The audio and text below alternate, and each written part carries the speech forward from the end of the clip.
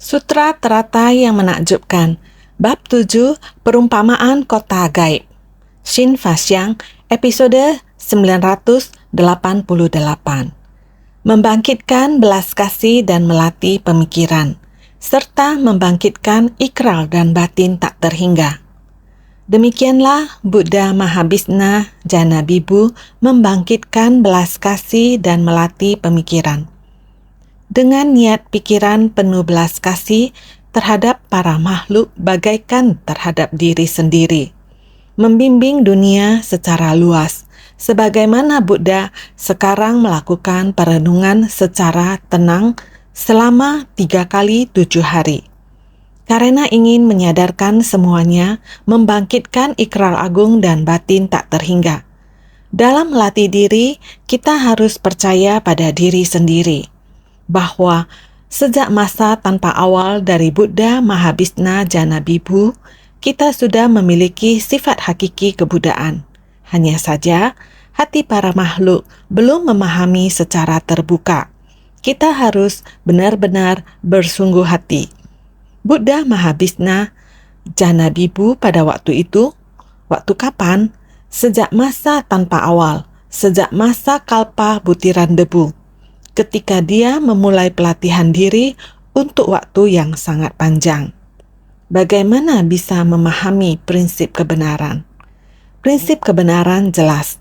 Mengetahui prinsip kebenaran seperti ini, bagaimana prinsip kebenaran bisa menyatu dengan segala sesuatu di alam semesta menjadi satu kesatuan. Ini baru benar-benar mendekati prinsip kebenaran. Sudah sering diberitahukan kepada Anda semua, prinsip kebenaran tidaklah berwujud dan berbentuk. Tapi bagaimana agar kita bisa mendekati prinsip kebenaran yang tak berwujud dan berbentuk ini? Prinsip kebenaran agung ini pada dasarnya sudah ada di dalam batin kita. Bagaimana menggunakannya? Bagaimana menghadapi prinsip kebenaran ini tanpa rintangan? Adalah memahami dan menghayati jalan agung dan membangkitkan tekad tiada tara. Bagaimana kita memahami dan menghayati jalan agung? Harus membangkitkan tekad tiada tara. Walaupun waktu pelatihan dirinya sangat panjang, dia terus melatih pemikiran hingga muncul hati belas kasih. Batinnya ini mulai muncul hati belas asih, masuk ke dalam pelatihan pikiran konsentrasi. Maka telah mencapai samadhi. Kita telah memahami banyak prinsip kebenaran sampai tuntas. Tapi kita masih ada sisa sedikit lagi. Apa sedikit itu? Belas kasih, mengasihani insan lain bagai terhadap diri sendiri. Begitu muncul hati belas kasih ini, maka telah melatih pemikiran, masuk ke kondisi yang menyatu dengan langit dan bumi. Berbelas kasihan tanpa syarat dan mengasihani insan lain bagai terhadap diri sendiri. Hati welas asih yang mengasihani insan lain ketika pelatihan pemikiran. Ketika ini dengan niat pikiran penuh belas kasih terhadap para makhluk, bagaikan terhadap diri sendiri, membimbing dunia secara luas. Sebersih niat ini sangat penting. Seperti hari ini, Buddha sekarang melakukan perenungan secara tenang selama 3 kali 7 hari. Buddha Mahabhisna Jana Bibu di masa lalu, sekarang Buddha Sakyamuni, Buddha Mahabhisna Jana Bibu duduk di Bodhimanda selama 1 hingga 10 kalpa kecil, waktu yang sangat panjang. Sekarang Buddha Sakyamuni merenung dengan tenang selama 21 hari. Demi satu tujuan utama, untuk membimbing makhluk secara luas. Sebersih niat ini muncul, pelatihan pemikiran dengan tenang selama 21 hari. Ini adalah keinginannya untuk membimbing semuanya. Membangkitkan ikrar agung, mempraktekkan 4 sifat luhur.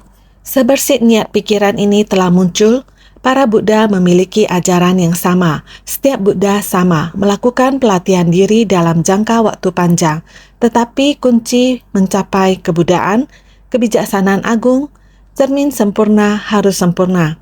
Harus tidak ada kekurangan dan sempurna sepenuhnya. saat mendekati sempurna tidak akan lepas dari membangkitkan tekad luhur, membangun ikrar agung, mengasihani insan lain seperti diri sendiri, masuk ke tengah orang banyak untuk membimbing para makhluk. Hanya tinggal sebersit niat ini. Prinsip kebenaran dipahami dengan baik. Sebersit niat, keinginan untuk menyelamatkan para makhluk, membangkitkan ikrar agung. 4 batin tak terhingga, 4 ikrar agung. Inilah kesamaan ikrar umum dari setiap Buddha. Setiap Buddha memiliki ikrar khas yang berbeda, tetapi setiap Buddha memiliki ikrar umum yang sama. Ikrar umum yang sama ini adalah untuk membimbing dan membebaskan semua makhluk. Datang ke dunia untuk membangkitkan ikrar agung. Datang ke dunia adalah untuk para makhluk yang jumlahnya tak terhingga. Bertekad menyelamatkan mereka, semua makhluk. Kamu harus membangkitkan tekad ini, harus menyelamatkan setiap makhluk. Kamu harus memperluas hati, membangun ikrar agung. 4 batin tak terhingga harus dibangkitkan. Jadi, membangun ikrar agung, datang ke dunia, membangkitkan ikrar agung. Inilah ajaran yang sama dari para Buddha. Oleh sebab itu, sering dikatakan bahwa Sang Buddha melatih diri demi para makhluk hingga mencapai kebuddhaan. Jika bukan demi para makhluk, mereka di masa lampau sebelum masa kalpa tanpa awal telah membangkitkan sebersit niat awal ini, demi untuk membimbing para makhluk, kehidupan demi kehidupan, masuk ke dunia untuk membimbing mereka. Prinsip kebenaran harus di kerumunan orang baru tembus. Di kerumunan orang harus dapat merasakan adanya prinsip kebenaran ini. Ketika mereka sedang menderita, dia akan merasakan ada orang yang peduli, datang memberi perhatian. Orang yang memiliki cinta kasih datang membantu. Dengan cinta kasih dan kasih sayang, ini adalah dharma yang digunakan untuk mendekati para makhluk. Ketika para makhluk menerima cinta kasih ini, adalah juga telah menerima dharma. Dari penderitaan, mereka memperoleh dharma. Dengan sendirinya terselamatkan. Bukankah yang terjadi di Nepal juga sama? Sering mendengar relawan kita berbagi kesan ketika menghadapi penderitaan para makhluk. Saya rela bersumbangsi dengan pelatihan tanpa sisa untuk mereka yang menderita, baik untuk anak-anak, dewasa, ataupun para lansia. Korban gempa bumi, tunawisma, tanpa tempat tinggal ataupun keluarga yang terpecah belah, atau mereka yang jasmaninya terluka berat, atau mereka yang khawatir akan masa depan, atau yang kehilangan harapan dan arah tujuan ke depannya. Bagaimana kehidupan di masa mendatang? Sangat banyak penderitaan. Sekelompok orang ini datang dari tempat yang jauh, bukan hanya datang dari 1 penjuru arah, tetapi dari 10 penjuru arah, 8 penjuru arah. Semuanya dari negara yang berbeda, namun memiliki sebersit niat pikiran dan ajaran yang sama. Silsilah Dharma, Jingse, dan Mazhab Suci tersebar ke negara yang berbeda dan jarak yang berbeda juga, namun mereka memiliki sebersit niat pikiran yang sama. Dari perjalanan jauh datang ke tempat itu, mereka berkumpul bersama di Nepal. Awan Bodhisattva datang berkumpul di tempat itu, tempat penderitaan, memberikan apa yang dibutuhkan mereka, dan bersumbangsi untuk mereka yang menderita. Ini adalah sebab dan kondisi. Ini adalah satu tujuan utama. Bodhisattva menegakkan Dharma ini, yakni Buddha Dharma. Bodhisattva muncul karena adanya penderitaan para makhluk, bukan hanya pada masa kehidupan ini, tapi juga untuk masa kehidupan mendatang. Masa kehidupan ini adalah lanjutan dari masa kehidupan lampau. Pada kalpa sebanyak partikel debu yang tak terbatas dan tak terhitung jumlahnya. Kita telah memiliki jalinan jodoh demikian. Hanya saja karena niat pikiran setiap orang tidak teguh, sehingga masih berputar dalam 5 alam kehidupan dan 4 jenis kelahiran. Sekarang sebab dan kondisi pendukung kita telah matang. Sekarang membabarkan sutra teratai. Telah memasuki bab perumpamaan kota gaib dan bab memberikan peramalan yang lalu. Kita telah memahami bahwa setiap orang punya kesempatan mencapai kebudaan dan mendapat peramalan dari Sang Buddha. Sekarang kita lebih memahami bahwa setiap orang pada dasarnya memiliki sifat kebudaan.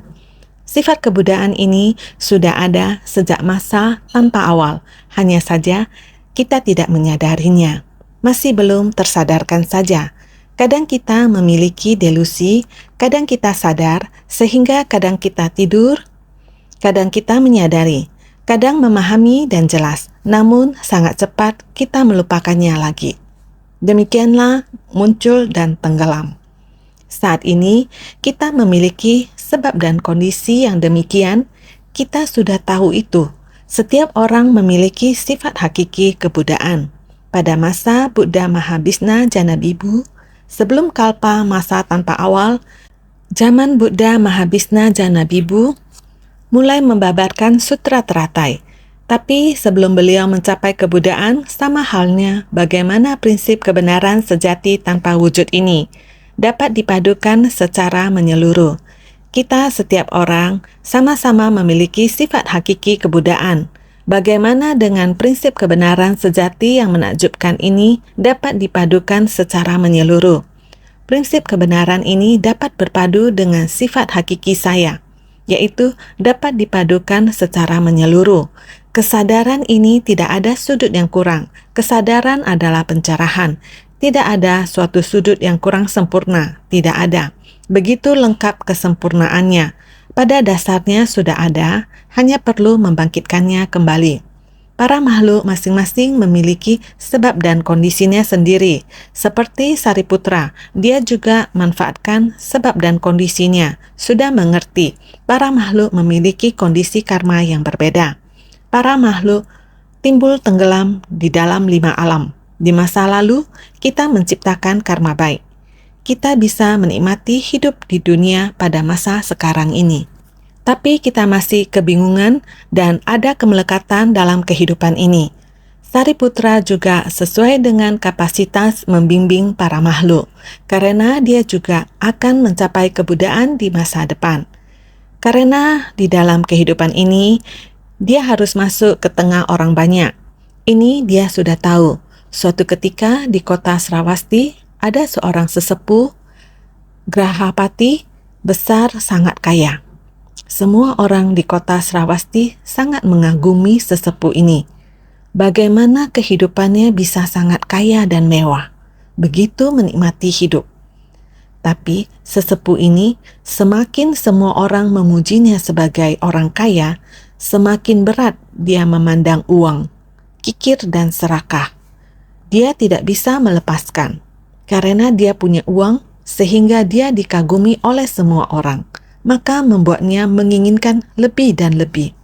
Maka di saat itu, Sariputra di tengah samadhi menyadari bahwa sesepuh ini selama hidupnya sangat kikir terhadap orang miskin dan menderita, sedikit pun tidak rela untuk berderma, berdana makanan atau pindapata kepada para anggota sangha.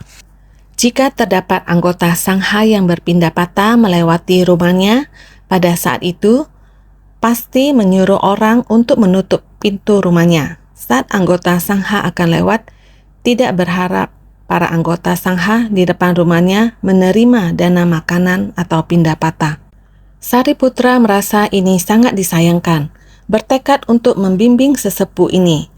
Pada suatu hari, mengambil kesempatan di saat dia belum menutup pintu, Sariputra pun mulai memasuki pintu rumahnya. Saat itu sekitar sebelum jam siang, saat mendekati jam makan siang, sebelum makan, mereka akan menutup pintu. Akan tetapi Sariputra saat ini, saat pintu belum tertutup, beliau sudah masuk ke dalamnya. Sesepuh melihat seorang biksu ini, Sariputra telah masuk ke dalam. Dia merasa sangat tidak senang. Menyalahkan penjaga pintunya. Penjaga pintu pun berkata, "Kapan dia memasuki pintu ini kami pun tidak melihatnya. Akan tetapi dia telah masuk." Tetapi sesepuh ini merasa sudah terlanjur masuk tidak apa-apa, tidak perlu memperdulikannya. Tanpa keraguan, Sariputra berdiri di dalamnya. Pesuruh telah membawa makanan ke hadapan sesepuh. Sariputra berdiri di tempat itu. Beliau pun makan dengan sendirinya. Sesepuh dengan sendiri memakan makanannya. Sariputra berdiri cukup lama. Setelah sesepuh selesai makan, pesuruh kemudian membawa air untuk dia. Sesepuh berkumur. Dia pun sengaja berjalan turun, melihat Sariputra memegang mangkuk patra di tempat itu. Dia pun memuntahkan air kumur tersebut ke dalam mangkuk Sariputra. Sariputra masih tersenyum, memberi hormat, kemudian beliau pun pergi. Sariputra memegang mangkuk ini, air kumuran sesepuh. Sariputra sedikit pun tidak terpengaruh kondisi batinnya. Malah saya hari ini berpindah patah di tempat ini juga sangat susah mendapatkan muntahan air kumurnya, mengeluarkan muntahan air kumuran. Saya harus bagaimana supaya dia bisa mendapatkan pahala? Dulu dia juga ada menciptakan berkah, maka di kehidupan sekarang ini dia bisa menikmati berkah. Namun seumur hidup ini kembali tersesat lagi. Keserakahan seperti ini, sikap yang angkuh terhadap seorang praktisi, penderitaan di kehidupan mendatang tak bisa dibayangkan. Harus bagaimana menyelamatkan sesepuh ini? Mangkuk yang ada di tangannya, berpikir bagaimana menangani air ini. Sudah terpikir menggunakan tanah. Air ditumpahkan ke tanah, diaduk, dengan tanah ditata. Harus ditata sampai Sang Buddha bisa melewatinya, bisa berhenti di tempat itu. Pemikiran seperti ini, maka dia kerjakan seperti ini. Sang Buddha melihat tindakan Sariputra. Hati Sang Buddha juga mengetahuinya. Sariputra mengatakan, tanah sudah ditata. Sang Buddha sudah berjalan sampai sana. Sariputra menghadap Sang Buddha, menegakkan kepala, tersenyum, memberi hormat. Sang Buddha juga tersenyum, menganggukkan kepala. Berdiri di atas tanah ini. Guru dan murid berada di tempat ini. Sangat damai dan leluasa. Tersenyum dengan saling memahami. Sang sesepuh karena telah memuntahkan air kumuran ke dalam mangkuk Sariputra. Tetapi ia melihat Sariputra tetap bersikap sopan, sedikit pun tidak marah. Kemudian melihat Sariputra berjalan keluar, dengan langkah yang tenang membuat sesepuh ini merasa takut. Dia menyalahkan dirinya sendiri. Mengapa saya berlaku demikian? Sosok ini adalah biksu terkemuka. Mengapa saya melakukan hal ini? Apakah biksu ini akan melakukan hal yang merugikan diri saya? Keraguan ini muncul di dalam pikirannya dan dia merasa ketakutan, sehingga dia memanggil pesuruhnya. Lekas pergi mengikutinya, ikuti praktisi ini, dan lihat apa yang dilakukannya terhadap air kumur saya. Dia takut Sariputra akan melakukan hal yang buruk terhadapnya, sehingga pembantunya mengikuti di belakang Sariputra dan terus mengamatinya. Sampai pada tempat di mana Sang Buddha dan Sariputra bertemu, dia melihat Sariputra beranjali. Sang Buddha tersenyum dan berkata, "Saya memahami niat kamu. Mari kita berdoa demi sesepuh ini. Berharap agar ia dapat berbuat kebajikan di kelahiran demi kelahiran dan dapat menjalin jodoh untuk mendengarkan Dharma Buddha." Setelah mendengarkan kata-kata ini, pembantu ini segera pulang, memberitahukan kepada si sesepuh, mengulangi apa yang dilihat dan didengarnya tadi. Disampaikan kepada majikannya. Majikannya setelah mendengar ini sangat menyesali, merasa bahwa Sang Buddha Sariputra begitu sangat welas asih. Dengan demikian membawa semua anggota keluarganya, juga para pelayannya sampai ke griya, bertobat kepada Sang Buddha dan memohon diwisudi. Inilah Sariputra menyadarkan sesepuh dari kaum Brahmana ini. Dia menggunakan air kotor dan tanah untuk menyelamatkan sesepuh ini. Ini adalah pelatihan tanpa sisa, pelatihan tanpa henti, pelatihan dalam jangka panjang, juga pelatihan dengan hormat. Ya, inilah yang perlu kita latih. Setiap orang yang mulai pelatihan diri, bahkan Sariputra sekalipun, dia juga sama memahami bahwa jika ia ingin menjadi Buddha di masa mendatang, maka terlebih dahulu harus memasuki kerumunan untuk mengamati para makhluk. Kerisauan dan kegelapan batin para makhluk harus memakai metode apa untuk menyelamatkannya. Inilah yang harus kita pelajari, yang harus kita latih. Bagian sebelumnya, sutra mengatakan, pada ketika itu, para dewa dari alam surga Trayastimsa terlebih dahulu teruntuk Buddha itu di bawah pohon Bodhi menggelarkan singgasana singa, tingginya 1 yojana. Buddha di atas singgasana ini akan mencapai Anuttara Samyak Sambodhi. Sutra Teratai Bab 7, Bab Perumpamaan Kota Gaib. Ini adalah naskah sebelumnya, yang terdahulu sebelumnya lagi harus kita ingat. Dia duduk 1 kalpa, bahkan hingga 10 kalpa kecil. Ini adalah para dewa surga berlabuh. Sebelum Buddha ini mencapai kebuddhaan, segala prinsip kebenaran telah dipahami, tetapi masih ada sedikit yang belum dipahami. Belum dapat dipadukan dengan prinsip kebenaran sejati. Inti dari segala keberadaan yang tidak berwujud, bagaimana bisa dipadukan secara menyeluruh. Pada saat itu, masih di bawah pohon Bodhi, ini adalah yang digelar oleh para dewa sebelum mencapai kebuddhaan. Jadi pada saat ini mulai berbelas kasih. Saat mulai membangkitkan belas kasih dan merenung, naskah sutra berikutnya kemudian mengatakan baru saja duduk di Bodhimanda. Mulai di antara ini, baru saja duduk di atas singgasana ini, seketika para raja dewa surga Brahma menurunkan hujan segala jenis bunga surgawi pada bidang seluas 100 yojana. Hembusan angin harum terus menerbangkan bunga-bunga yang layu, seraya hujan bunga segar terus diturunkan. Demikianlah tanpa henti selama 10 kalpa kecil penuh sebagai persembahan kepada Buddha. Sutra Teratai Bab 7, Bab Perumpamaan Kota Gaib.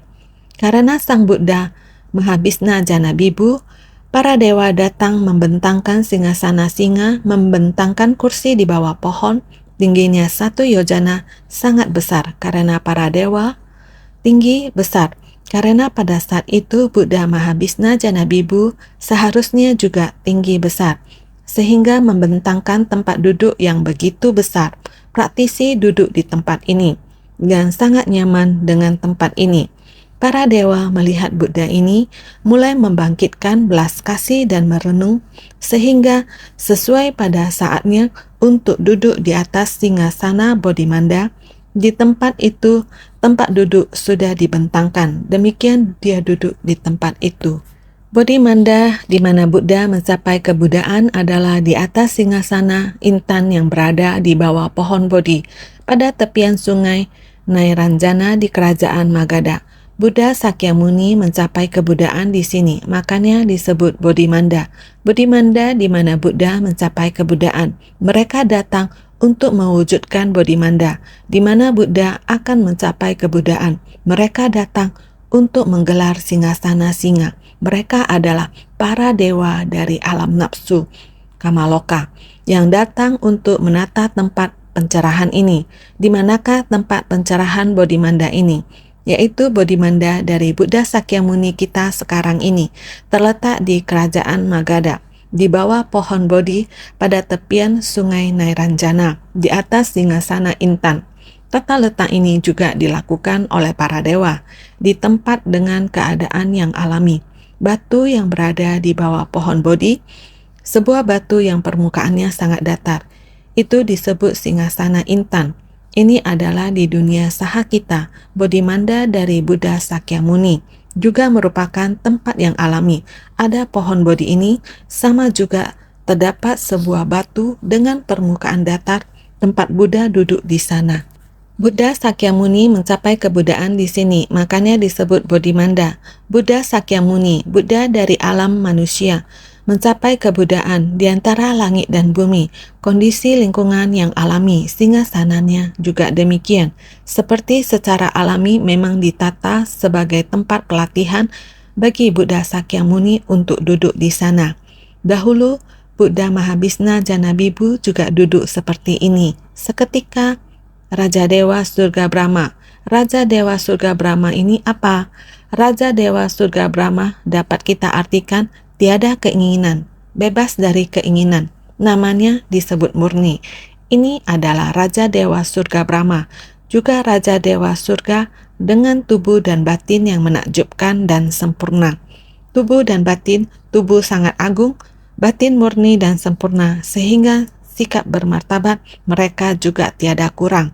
Raja Dewa Surga ini sangat agung, sikap martabat tiada yang kurang. Mereka ada menegakkan sila larangan.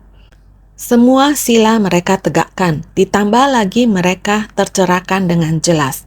Raja Dewa Surga ini juga jelas akan prinsip kebenaran. Makanya dia juga mampu memimpin para pengikut Brahma.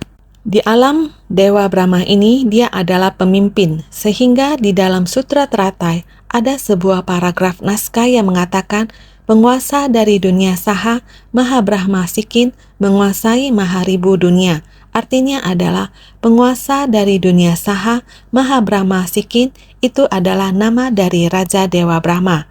Raja Dewa Surga Brahma diterjemahkan sebagai bebas dari nafsu, juga telah murni. Para Raja Dewa ini memiliki tubuh dan batin yang menakjubkan dan sempurna. Sikap bermartabat mereka juga tiada kurang. Mereka ada menegakkan sila larangan, ditambah lagi telah sepenuhnya tercerahkan, sehingga mampu memimpin para pengikut Brahma. Dalam Sutra Teratai disebutkan bahwa penguasa dari dunia saha, Maha Brahma, Sikin menguasai Maharibu dunia. Raja alam surga Trayastimsa adalah Sakro Dewanam Indra, sedangkan Raja alam Brahma adalah Sikin, Maha Brahma Sikin. Ini adalah pemimpin dari 3000 Maharibu dunia. Jadi kita tradisi Chinese mengatakan Tikong, Kaisar Langit. Juga ada Sam Kai Kong, penguasa 3 alam. Kaisar Langit harusnya ada Sakro Dewanam Indra. Penguasa 3 alam adalah Maha Brahma Sikin, yang adalah Raja Dewa Brahma. Dahulu kala kalau sedang bersembayang Tikong atau Kaisar Langit, sangat hormat sembayang Kaisar Langit. Kalau sembayang penguasa 3 alam, lebih hormat lagi. Harus sangat murni. Ini adalah orang zaman dulu. Batin harus sangat murni. Tubuh juga harus sangat murni. Jika tubuh tidak murni, maka tidak boleh menyentuh benda-benda ini. Itu adalah orang zaman dulu sembayang penguasa 3 alam dengan begitu menghormati. Harus dengan batin yang sangat murni. Untuk menyajikan barang persembahan ke atas meja, harus anak laki-laki yang menyajikan. Ini adalah kalau teringat zaman dulu. Orang tua dan tetua terhadap Kaisar Langit. Sembayang Kaisar Langit dengan sembayang penguasa 3 alam. Ada perbedaan seperti ini. Dulu merasa apa itu, sekarang saya sudah tahu. Tahu Raja Dewa Surga Brahma, dia adalah pemimpin 3000 Maharibu dunia, penguasa 3000 Maharibu dunia. Itu adalah Maha Brahma Sikin, itu adalah Raja Dewa Surga Brahma. Seketika para Raja Dewa Surga Brahma menurunkan hujan segala jenis bunga surgawi pada bidang seluas 100 yojana. Dari langit turun bunga surgawi 4 warna yang melayang ke segenap penjuru, datang dari 4 sisi dan masing-masing sisi seluas 100 yojana. Kita mulai di bab pendahuluan. Sudah ada begitu banyak bunga surgawi, langit turun berhujanan, bunga mandarawa dan manjusaka. Semua bunga 4 warna besar dan kecil jatuh dari langit. Yang sama adalah bunga 4 warna ini adalah sama, turun dari langit. 4 sisi dan masing-masing sisi seluas 100 yojana. Bunga ini jatuh dari langit. Adalah dari 4 sisi, maksudnya adalah yang duduk di tempat pencerahan ini, di 4 sisi turun dari atas. Bunga harum yang berjatuhan, bunga 4 warna, bukan hanya bunga 4 warna, juga ada hembusan angin harum terus menerbangkan bunga-bunga yang layu. Seraya hujan, bunga segar terus diturunkan. Pada saat bersamaan, datang pula hembusan angin harum menerbangkan bunga-bunga yang tadinya ditebarkan dan sudah layu. Seraya menurunkan hujan bunga-bunga yang masih segar. Bunga-bunga berjatuhan dari langit. Setelah bunga jatuh, perlahan-lahan juga akan layu. Di tengah saat ini ada hembusan angin harum. Angin sepoi-sepoi berhembus halus. Hembusan angin yang datang adalah angin harum, karena di sekelilingnya adalah pohon yang sedang berbunga. Pohon bunga saat tertiup sangat harum. Dahulu kita di sekitar gereja kita ada tanam pohon pinang. Ketika bunga pinang mekar, jika angin berhembus, di sekitar sangat harum. Atau pagar kita bunga osmanthus. Menanam bunga osmanthus dijadikan sebagai pagar. Ketika bunga osmanthus mekar, sekali angin berhembus akan sangat harum. Prinsip yang sama. Pada saat itu, sekali angin berhembus membawa aroma harum bunga, angin berhembus di tanah, bunga yang telah jatuh di tanah, jika sudah kering, mengering, angin sepoi-sepoi akan menyapunya. Bunga yang layu tersapu, bunga-bunga baru akan turun lagi. Betapa indahnya kondisi ini. Hembusan angin harum terus menerbangkan bunga-bunga yang layu. Jadi, seraya hujan bunga segar terus diturunkan. Seraya menurunkan hujan bunga-bunga yang masih segar, bunga yang lama terbang tertiup angin, bunga yang baru akan berjatuhan lagi. Ini adalah kondisi yang sangat indah. Demikianlah tanpa henti. Selama 10 kalpa kecil penuh sebagai persembahan kepada Buddha. Belum menampakkan diri sebagai Buddha. Buddha duduk selama 10 kalpa. Para dewa selalu seperti itu, menebarkan bunga sebagai persembahan. Di 10 kalpa kecil ini, waktu yang begitu lama belum dapat dipadukan secara menyeluruh. Dengan prinsip kebenaran dan tatata selama masa ini, kondisi luar yang demikian, udara sangat bagus, hujan bunga atau hembusan angin harum. Kondisi yang demikian, bunga baru berjatuhan. Bunga lama terbang tertiup angin, tanpa henti para dewa memberi persembahan. Inilah langit dan bumi dengan kondisi alami untuk memberi persembahan. Para dewa di alam berwujud, semenjak Buddha mulai duduk di Bodhimanda, menurunkan hujan bunga sebagai persembahan, hingga Buddha mencapai parinirwana. Mulai dari alam berwujud, memiliki dunia materi dalam alam berwujud, yaitu Dewa Brahma, menurunkan hujan bunga sebagai persembahan. Sampai mencapai kemoksahan, ini mengumpamakan Buddha Mahabhisna Janabibu di masa lampau. Prosesnya dalam melatih diri sama juga harus berada pada satu tingkatan kondisi yang alami. Kondisi ini diciptakan oleh langit dan dirancang oleh bumi. Dia mengumpamakannya sebagai dunia materi. Materi adalah benda di dunia, kamu dapat melihatnya, ada kondisi, ada benda. Dunia ini, daerah pimpinan Raja Dewa Surga Brahma, adalah kondisi yang alami, sehingga dinamakan sangat sempurna. Adanya kondisi demikian, para praktisi yang sampai ke tempat ini merupakan tempat yang paling baik untuk melatih diri. Dia duduk di tempat ini, kondisi yang alami, bunga, demikian bertaburan mengikuti angin. Bahkan kondisi ini harumnya bunga mengikuti suasana angin. Suasana dari keharuman bunga seharusnya merupakan sebuah kondisi yang indah.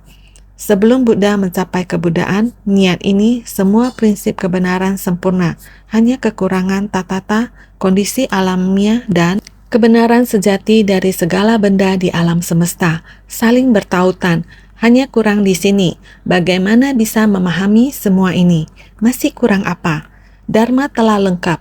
Welas asih harus membuka hati welas asih.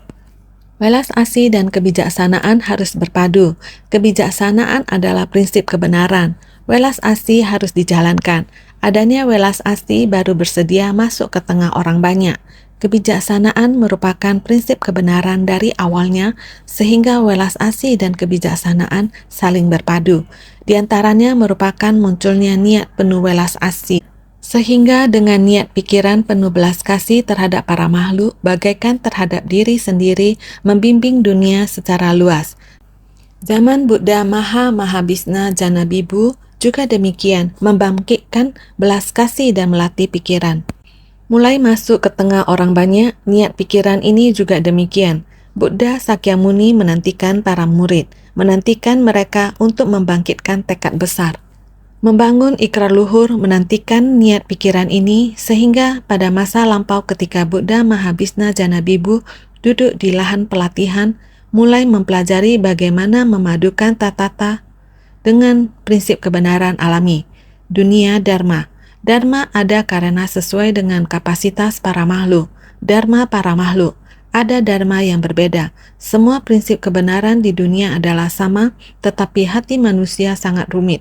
Hati manusia yang berbeda satu sama lain. Tabiat yang berbeda satu sama lain. Bagaimana Buddha membimbing para makhluk? Secara merata, para makhluk ada berbagai macam penderitaan. Ada penderitaan batinnya seperti Sariputra yang membimbing sesepuh Brahmana. Walaupun dia kaya raya, tetapi sombong dan tamak. Sariputra ingin membimbing orang demikian. Tabiat para makhluk sangat berbeda, sehingga harus secara bersamaan menggunakan welas asih dan kebijaksanaan. Harus saling berpadu, sehingga membangkitkan belas kasih dan melatih pemikiran. Mulai memikirkan kondisi tersebut.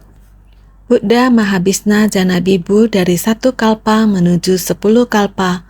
Buddha Sakyamuni menjalani 3 kali 7 hari. Karena usia Buddha Mahabhisna Janabibu adalah begitu lama, sehingga dari usia manusia, Buddha Sakyamuni di dunia hanya 80 tahun. Sehingga Buddha Mahabhisna Janabibu duduk di lahan pelatihan selama 10 kalpa kecil. Buddha Sakyamuni duduk di Bodhimanda selama 3 kali 7 hari. Sangat sesuai dengan prinsip kebenaran. Singkat kata, kita setiap orang memiliki sebuah lahan pelatihan puncak Gunung Nasar. Kemana lagi harus kita cari lahan pelatihan ini? Kita harus bagaimana membuat lahan pelatihan ini benar-benar dapat dikembangkan untuk membimbing para makhluk. Ini adalah tujuan kita. Sehingga kita harus senantiasa lebih bersungguh hati